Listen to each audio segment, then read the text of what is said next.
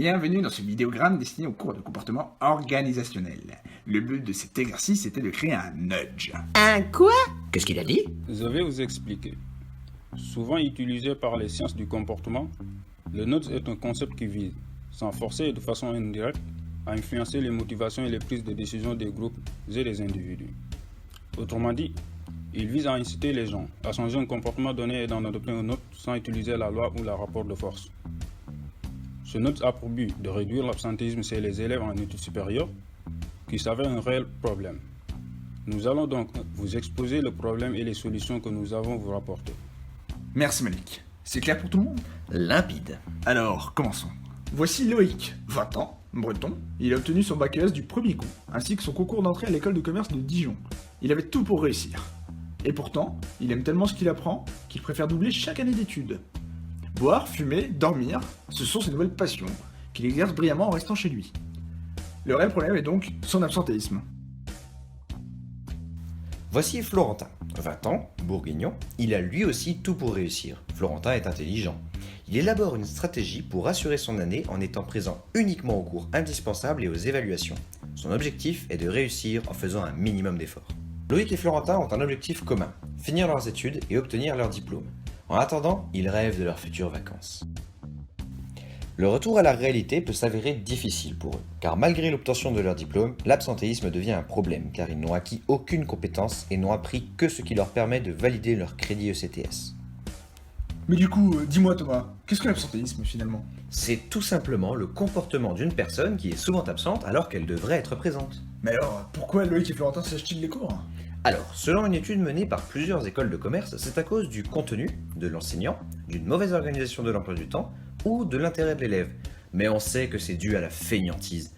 Nous avons de la chance, l'absentéisme n'est pas encore trop répandu puisque seulement 8,3% des étudiants ne suivent pas assidûment les cours. Mais alors, comment peut-on faire pour réduire cet absentéisme? On dirait qu'Edgar a une solution à nous proposer. Afin de résoudre les problèmes de nos amis Loïc et Florentin, nous avons pensé à instaurer un nudge. Prenons l'exemple de BSB. Notre promo bachelor est composé de 4 classes, 2 anglo, 2 franco.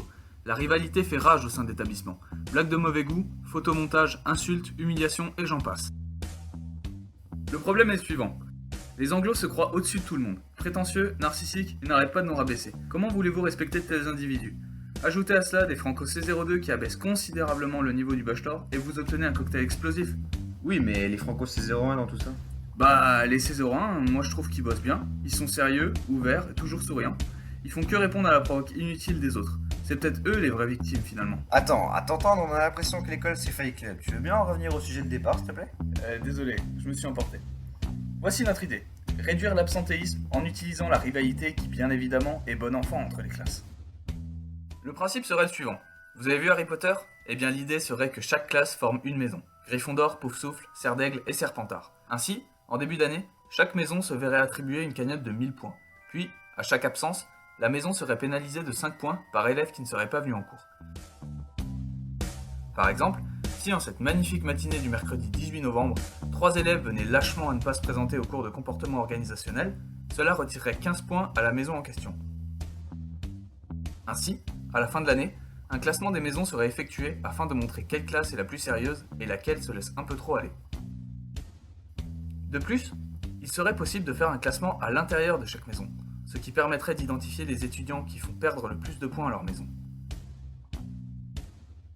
Utiliser la rivalité interclasse serait un moyen de responsabiliser chaque étudiant de chaque classe, un peu comme un tableau des honneurs. Personne ne souhaite se retrouver en bas du classement, sous peine de devoir subir la vantardise des autres classes, mais également le mécontentement de ses camarades qui auraient fait plus d'efforts pour ne pas perdre de points. Bon, inutile de préciser que si ce nudge est mis en place, Gryffondor serait représenté par les Franco C01, Poufsouffle par les C02 Oui, ça et... va, on a compris. Et là, vous vous dites sûrement, que se passe-t-il si nous nous trouvons à la fac et que toute la promo se retrouve dans un seul amphi? Pas de panique, nous avons pris cela en compte. Si on se place dans ce cas, l'amphi serait alors divisé arbitrairement en formant 2 équipes distinctes. Ces dernières s'affronteraient tout au long de l'année selon le même principe qu'à BSB. Chacune d'entre elles se verrait attribuer une cagnotte de 1000 points et 5 points seraient retirés pour chaque absence, puis le total donnerait lieu à un classement à la fin de l'année. En gros, on se retrouverait plus qu'avec 2 équipes, un peu comme dans Koh-Lanta, les rouges contre les jaunes, sauf que là, pas d'épreuve, ni d'élimination, ni de ni rien. Ah!